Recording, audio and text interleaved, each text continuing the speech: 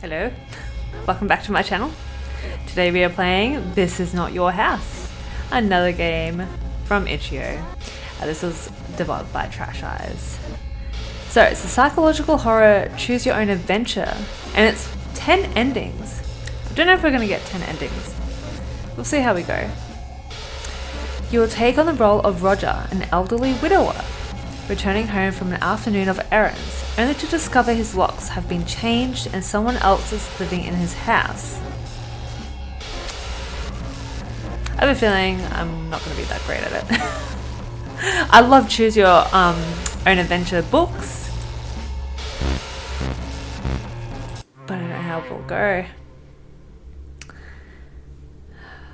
Roger always knew if he were attacked, it would happen on the walk from his car to his home. I always thought that too. So he readied his house key before stepping out of the vehicle. Keeping it ready as he walked to the trunk of his car, he hangs his groceries from his wrists, keeping his fingers free to open the front door without fumbling. Actually,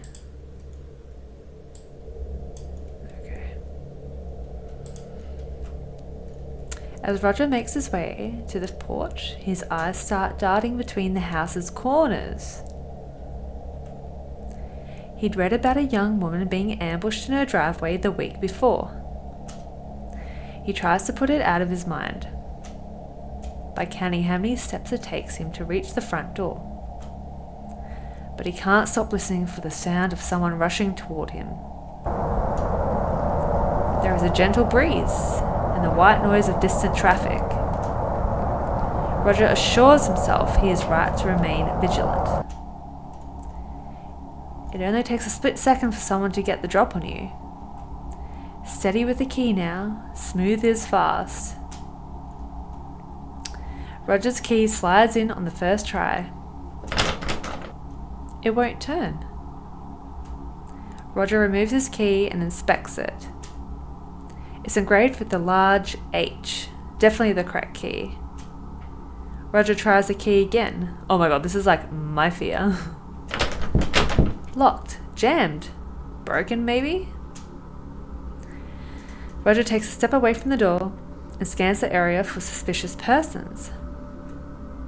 He sees no one. He releases his grasp on the key and leaves it in the lock. He drops his grocery bags on the porch. He tries furiously to turn, pull and push on the key and door handle every which way, without success. Roger hears something inside. A shadow passes by the window. It looks like someone's silhouette through the curtain. Roger pounds on the door. Open up this instant. The police are en route.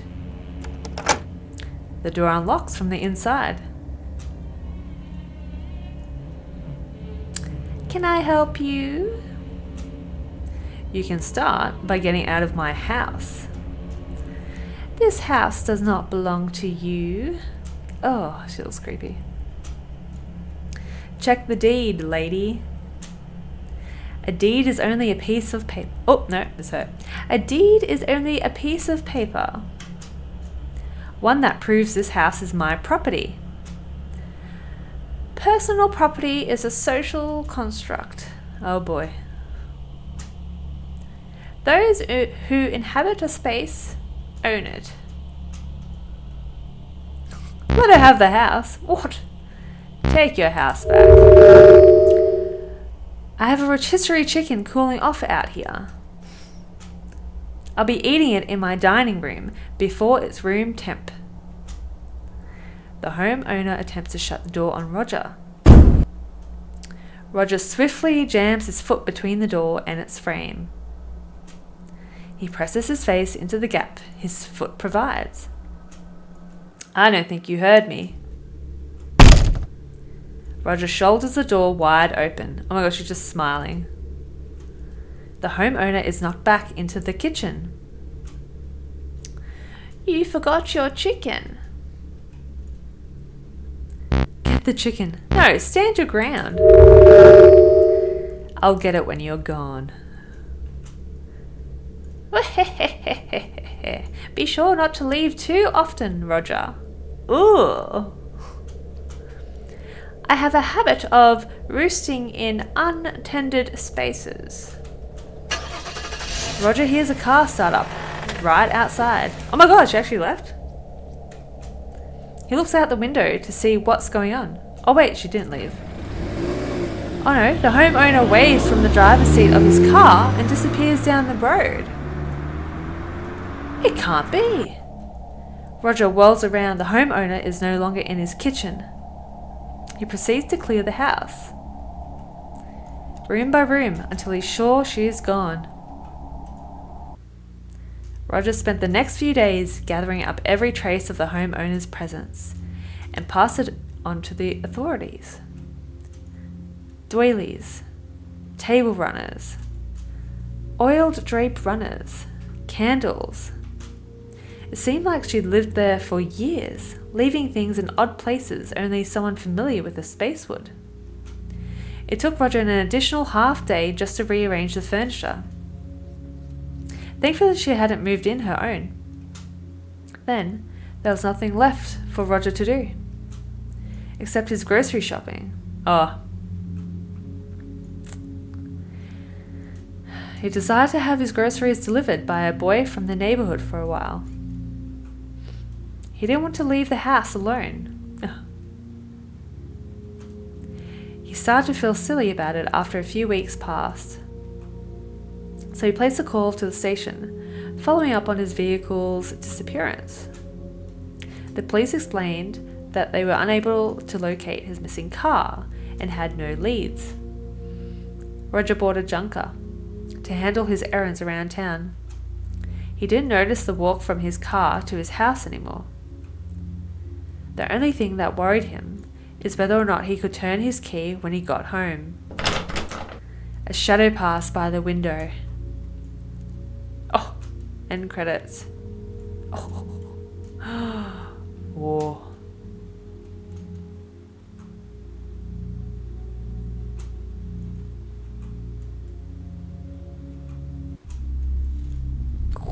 Let's do it again. Damn, so when he actually left, she came back again. Alright, let's skip. Alright. Let's decide. Actually, let's say we'll take back our house, but we'll turn to get the chicken. Alright. So instead of standing our ground, we'll get the chicken. She'll probably like kick us out and then lock us back out of our house, but Roger turns around to collect his groceries. He sees someone analogous to the homeowner devouring his rotisserie chicken. Oh, the homeowner behind Roger grabs a paring knife. The homeowner clamps a hand over Roger's mouth and shoves the blade into his back. See, this is what I thought. We should not have turned our back. A muffled gasp. The knife forces the air from Roger's lungs. He paws helplessly at the homeowner's arm. Roger's vision narrows and blurs. He tries to bite the homeowner and break free. Her hand remains firmly clamped over his mouth. He can taste the tang of her blood. With an unexpected acidity, the homeowner gently lowers Roger to the floor. Roger tries to get up, but grows weaker as blood pumps through his heart and out his back. The homeowner keeps him pinned to the floor, pressing down on his chest to strain his breathing. Roger grows tired and slips away into a calm and reassuring dark.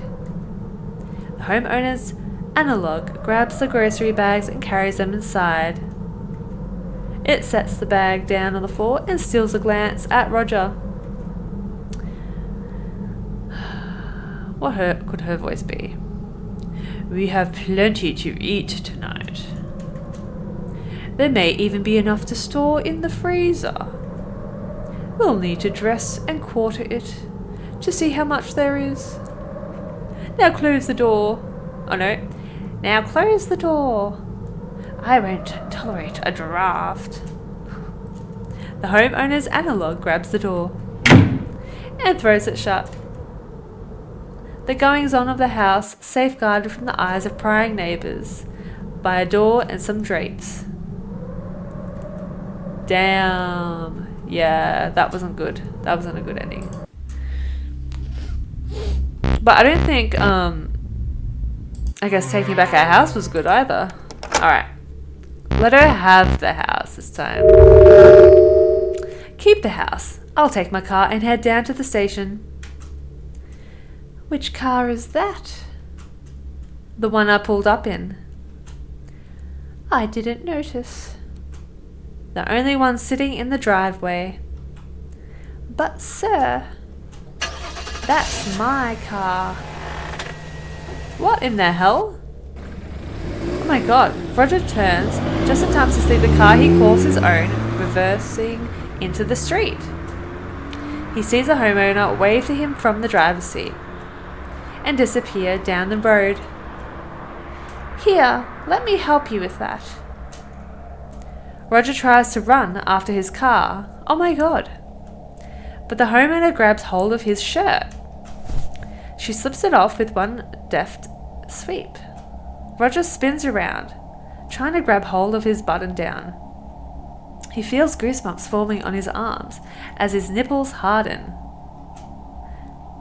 Give me my shirt back. No need for these either. The homeowner grabs the hem of Roger's pants and yanks backward, knocking Roger flat on his back. Oh my god. The homeowner quickly slides off his pants and the remaining articles on his person. Roger lies dazed with his head pounding from the collision with the porch.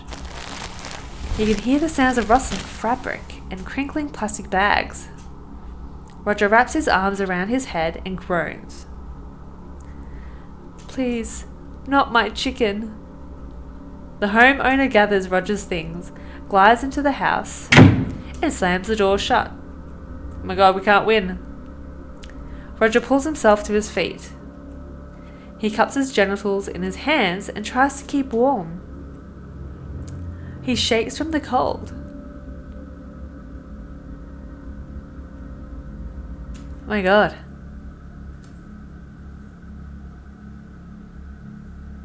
Oh, there's 4 options now. I don't think anyone will help us while we're naked, but...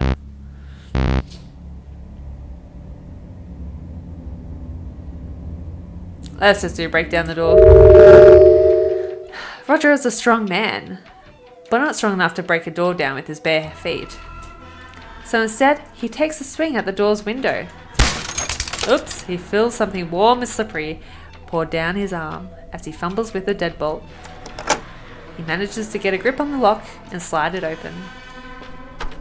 Roger opens the door and shuffles inside. He hears heavy footsteps from the floor above.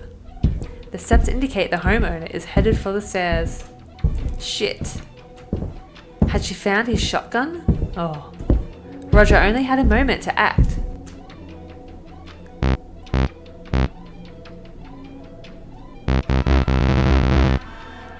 Hide and ambush. Roger wasn't sure he could make it to the kitchen and back before the homeowner reached him. He pressed himself against the corner wall at the bottom of the staircase, hoping to remain out of sight. The homeowner's heavy footfall makes it easy to follow her movements. Roger sees the barrel of his shotgun slide through the entryway. Oh, fuck. He grabs hold of it and rushes around the corner. The homeowner falls back on the stairs. Roger yanks the gun away from her with his good hand. The homeowner stares at Roger and tries to sit up. Roger brings the butt of the shotgun down on her face. He presses down, grinding and twisting it into her. Her smile peeks out at him from around the gun's stock. She reaches for the trigger. Roger pulls the gun away and brings it down on her face. He does it again. And again. Wow. And again. Relentlessly fragmenting and distorting her features into a puddle. He was satisfied when he could no longer see her eyes. The police arrived shortly after. A neighbour called 20 minutes earlier due to the sound of breaking glass. Roger's defence team could not adequately explain the circumstances leading to him viciously beating an unarmed woman to death in his home. A woman. Police were never able to identify. Due to excessive facial and dental trauma, missing fingertips, and a lack of documentation. The jury found Roger Cormack guilty of first-degree homicide. The prosecution convinced jurors that Roger had kidnapped the woman and killed her when she attempted to escape his home. Roger now inhabits a cell on death row awaiting lethal injection. Oh, that wasn't a good one. Let's keep going. Let her have the house. We'll break down the door again. But we'll arm ourselves this time. Might have the same outcome, but... Roger darts to the knife block in the kitchen, a mere 15 feet away. Actually, she might kill us first. He yanks out the butcher's knife and wheels around the He yanks out the butcher's knife and wheels around, heading for the stairs. A yellow flash and flecks of cinder. Roger lies dead, practically eviscerated by his own shotgun. The homeowner calls the police to report the incident. What is left of the body is labelled a John Doe. It is cremated by the town according to protocol. The local paper released a story about the incident, labelling Roger an unidentified drifter and the homeowner as a neighbourhood hero. Some locals caught the story and recognised Roger from the area. A correction was printed, but it portrayed Roger as an unstable addict to account for his state of undress and violent behaviour. Local officers used Roger as a cautionary tale at school assemblies to display the dangers associated with drug abuse. Oh my god, that is the worst ending. The homeowner was heralded throughout the state and an example of someone who defended themselves when police were nowhere in sight. She was paid handsomely to act as the keynote speaker for a variety of clubs and events over the next few years.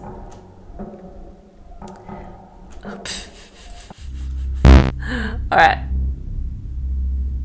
Let's do it again. Let her have the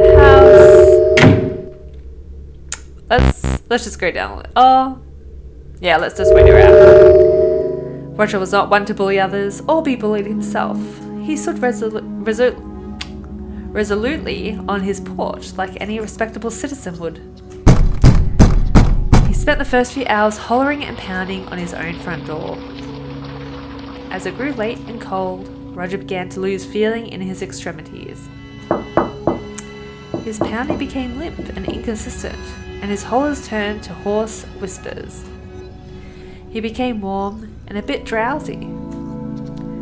Roger reasoned it was best to get some rest and resume his valiant opposition in the morning. Morning did not come for Roger. He sat on the porch, curled up and nestled his head against the front door. It was the comfiest and the sleepiest Roger had ever been. The homeowner discovered Roger at dawn and called the police. Cause of death was determined to be hypothermia. He was tagged as a John Doe and placed in a morgue to await cremation. Roger's final moments were warm, and he was not afraid. Oh my gosh. Roger just can't take a break.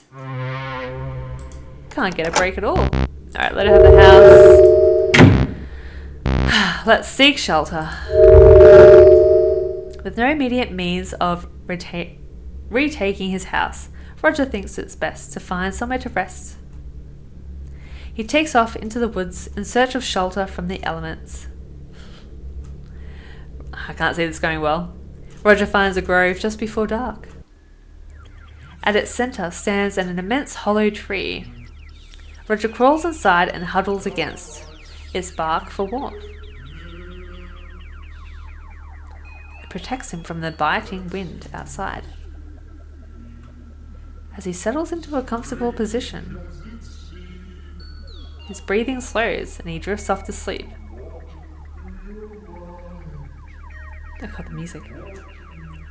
He wakes the next morning to terrible hunger pangs. He crawls out of the tree and onto the dewy forest floor. He scrounges around looking for food. He happens upon a large growth of mushrooms. Oh, don't do it, dude.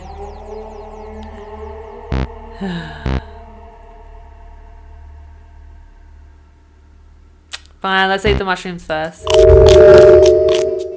Roger consumes the mushrooms with a desperate ferocity. They have a bitter taste, but Roger's hunger allows him to chew through it. As his belly fills with the mushrooms, he starts to feel ill. No shit. His head begins to spin.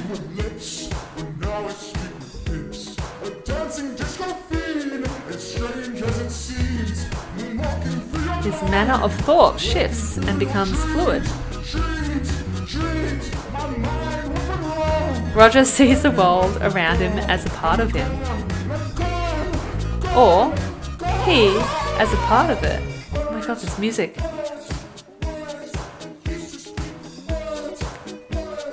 A very small part. A moat. The homeowner was right, in part. Personal property is a construct. Oh god. But habitation is not means of ownership. He did not own the immense tree anymore after sleeping in it than he did before knowing of it.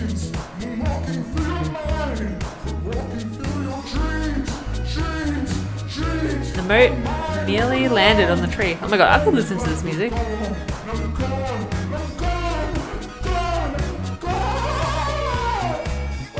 In the morning, it came upon some mushrooms and began thinking of the world before itself. It surrendered itself to the soil, to the cool damp, to the network, forsaking hunger, forsaking words. Words like Roger and returning home. That is so funny. Alright. Let her have the house. We're gonna seek shelter. We're not gonna eat the mushrooms. Roger wasn't sure if the mushrooms were poisonous or not. He didn't want to risk dying for a single breakfast. He let them be. But the fact remained. He was hungry. He set out for the edge of the forest at a brisk pace. Skulking through the tree line parallel to the roadway to hide his nakedness. As the forest thins, he ducks into alleys and hides behind garbage cans. Oh my god, is that Roger? Poor Roger. He smells something on the breeze. It makes him salivate and clench his fists with an aggravated longing. Bright red. Something catches Roger's eye. A fire station. They might be able to help.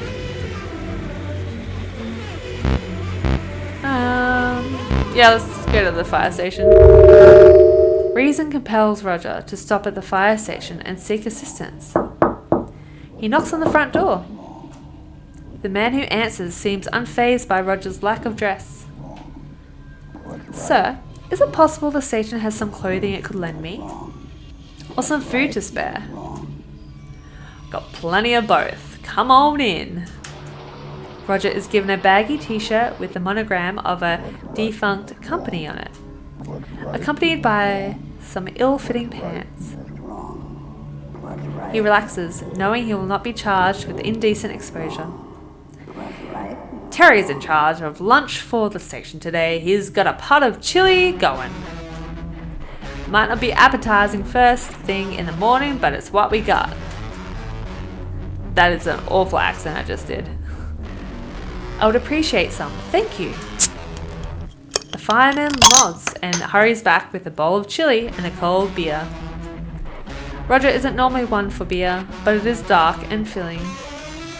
So if you don't mind me asking, what's got you out on the street with your pecker hanging out?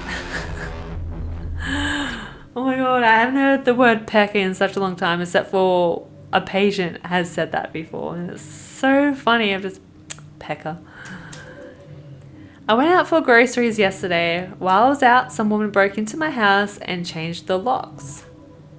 I couldn't get back in and had to spend the night in the woods. But why was your pecker out? You like shopping naked? No, the woman had an accomplice who broke into my car while I was trying to get into the house. I tried to stop her from taking the car, but the woman in the house jumped me from behind when I did. I took a bad blow to the head. She stripped me on the porch and her pal took off with my car. The fireman scratches his beard. Why didn't you go to the police? It was freezing out and getting dark fast. I didn't know how to find the station, and she took my phone, so I just holed up for the night. Glad you made it. Awfully cold last night. Kind of makes it our slow season. I'm just glad I stumbled into this place. The facade really stands out. You got any kind of documentation to prove you own that house? Of course, I have the deed in the safety deposit box, but I need my ID to get to it. And that bitch took my pants with my wallet still in them. You think she's still in the house or took off in the car with her pal? She had no intention of leaving, I can tell you that. That settles it then. I'll get the blues on the horn and get this sorted for ya. The fireman lumbers over to a phone on the far wall. A wave of relief washes over Roger, knowing a civil servant is assisting him. Still, the fireman's reaction to Roger's story troubles him. He doesn't want the fireman thinking of him as a crazy old man. Worse still, Roger worries he is a crazy old man and just doesn't know it yet. A part of him hopes this woman is still in his house to prove to himself that what he remembers happening really happened. Oh God.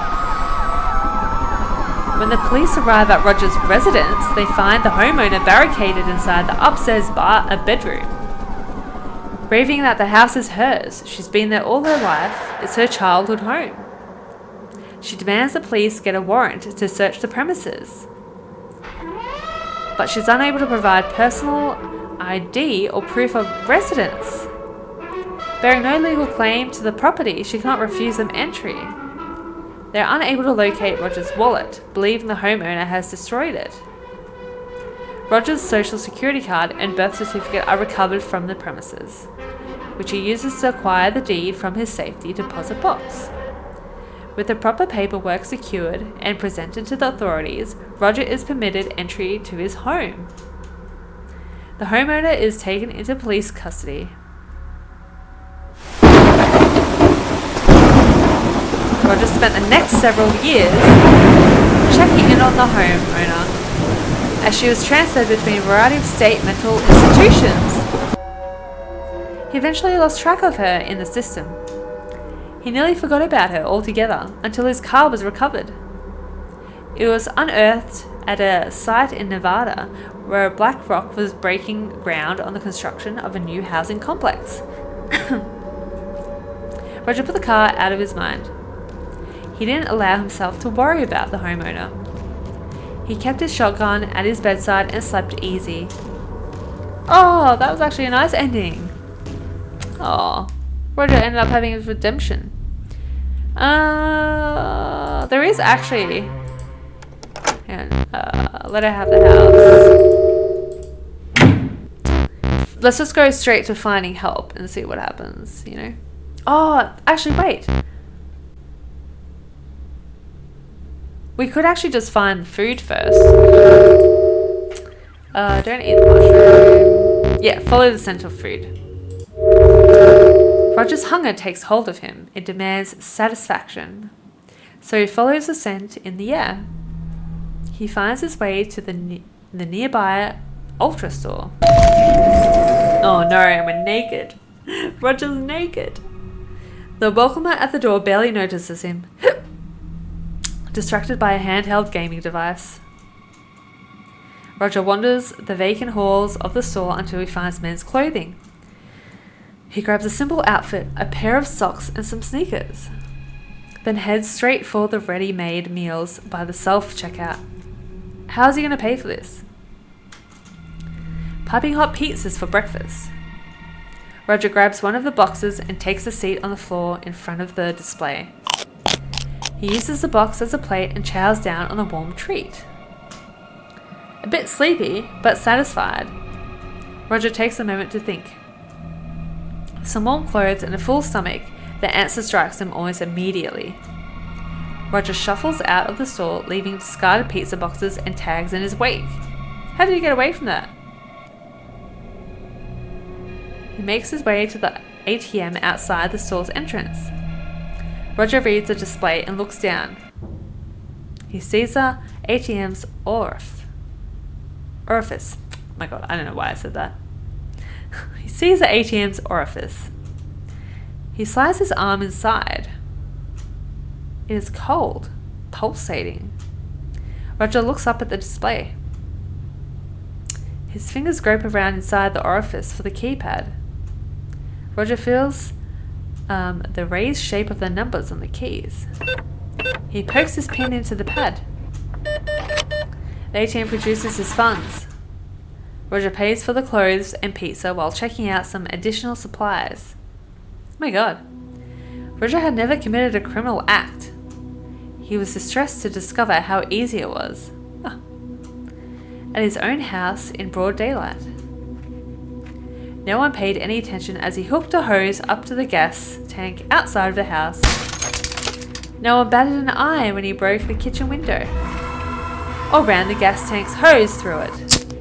Not even when he threw the lit Zippo inside. The neighborhood only took notice when they heard. Results. The fire department was first to arrive on the scene. Roger was impressed by their response time. Thankfully, their investigative abilities left much to be desired. They declared the fire a natural accident caused by a gas leak. Roger was able to claim the full amount on his insurance policy and use the money to buy a home closer to his grandchildren. Oh, maybe this was even better.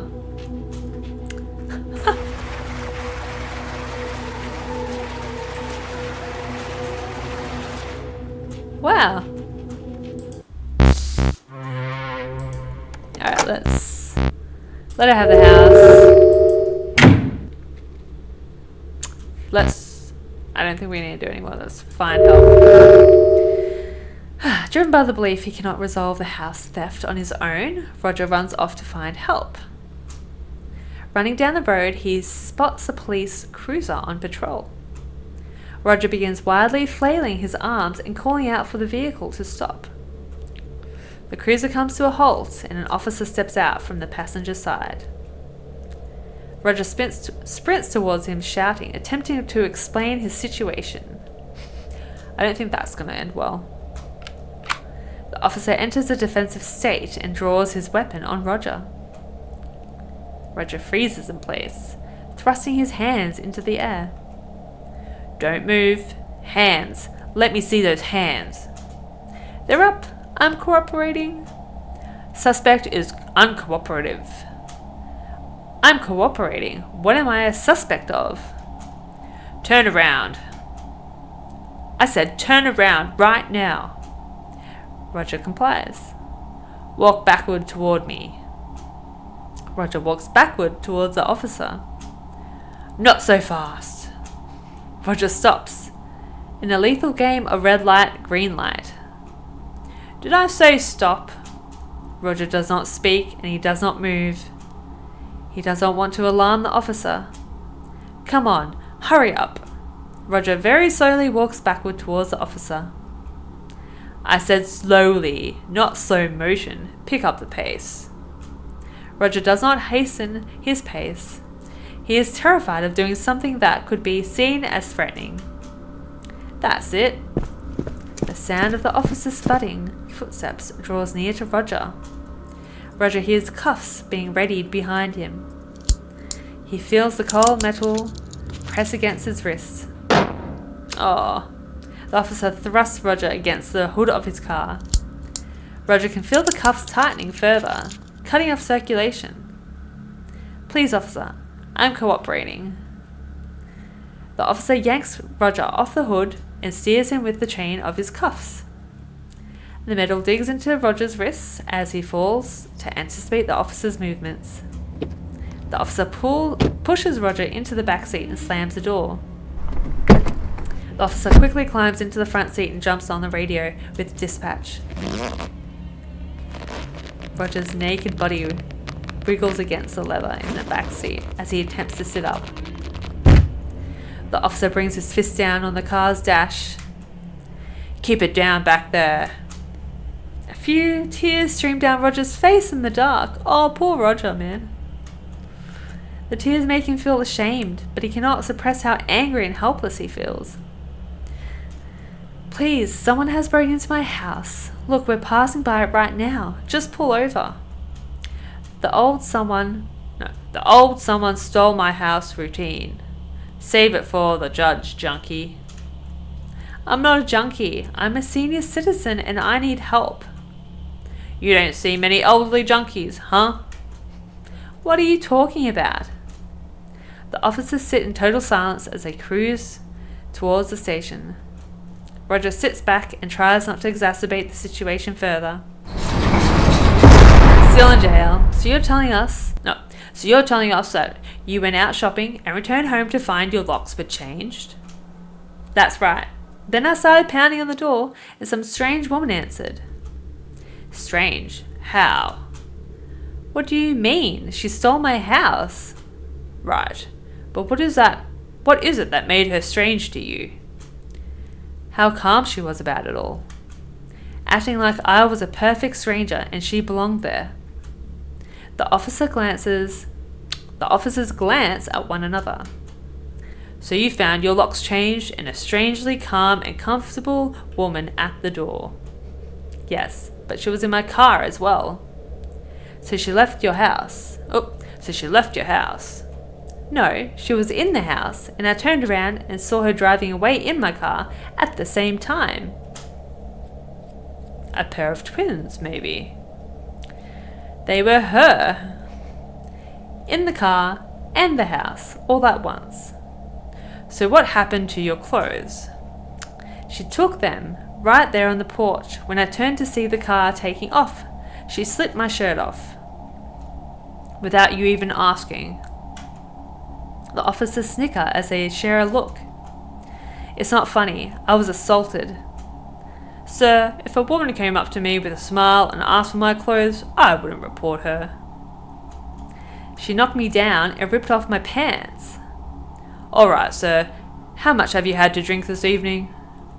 Not a drop. So you're telling me you tried to get into someone else's house in a confused state. Thought you saw two of the same person and wandered the streets naked. But you haven't had anything to drink. That's not what I said. That isn't how it happened. You've already given your statement. All I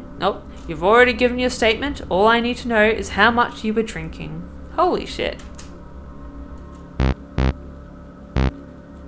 Can't they just do a breathalyzer or something? Insist you are sober. I was not drinking. It's true what I said. Every word of it. Put a note that the subject is not cooperating, and we haven't been able to positively identify him. My name is Roger Cormack. I've already told you that. Sir, you'll be transferred to a new facility in the morning. You can explain the situation to them. What kind of facility? The kind that has the resources necessary to help someone like you. Oh, dear God. Roger spent the remainder of his life being shuttled between state mental institutions. None were able to properly identify what ailed him. Without a diagnosis and treatment plan in place, they were unable to release him.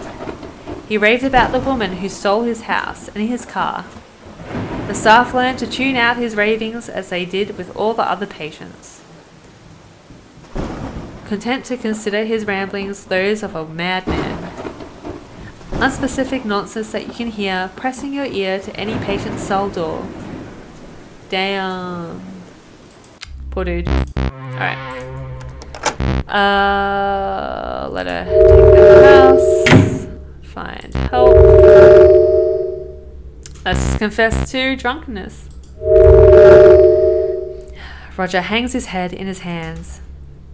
You're right, officer. I've had a few too many tonight. I don't know what I'm saying. It's all right, old-timer. Just be glad it's not dementia. I'm very grateful. Well, you can spend the night in the drunk tank, and we'll release you in the morning. Thank you, officers. Roger spent the last few hours of the evening resting on his cell bench. It was rigid and uncomfortable, but Roger had learned to deal with discomfort in the service. True to his word, the officer released Roger first thing in the morning. Roger received a pair of sweatpants from the Lost and Found to replace his jumpsuit. He had no phone or wallet and no idea what direction his house was in. He'd never been downtown and didn't know how to find his way out. He focused on finding shelter and food. He spent each day meeting his fundamental needs. Oh no. Most passerby refused to look at him. The rest were too frightened by his appearance to speak with him. Everyone kept a safe distance from him. He faded into the crowds and entirely out of memory. Oh my God, that's a heartbreaking ending. Have we got all the endings now? I think we got all the endings. Oh my gosh. That was it. That was good. Oh my God, poor Roger. I really enjoyed the music. The music when we were on mushrooms was really fun. I would definitely listen to it if it's an actual song. I'm not sure if it is. Oh, composer. Yeah, I like going through all the endings. I reckon, yeah, I think the best ending would have been him stealing the clothes and the pizza and then like just blowing up his house. Oh, poor Roger. Well, I hope you guys liked it. If you want to play this game as well from Itch.io, I'll leave the link down below. See you guys next time. See ya.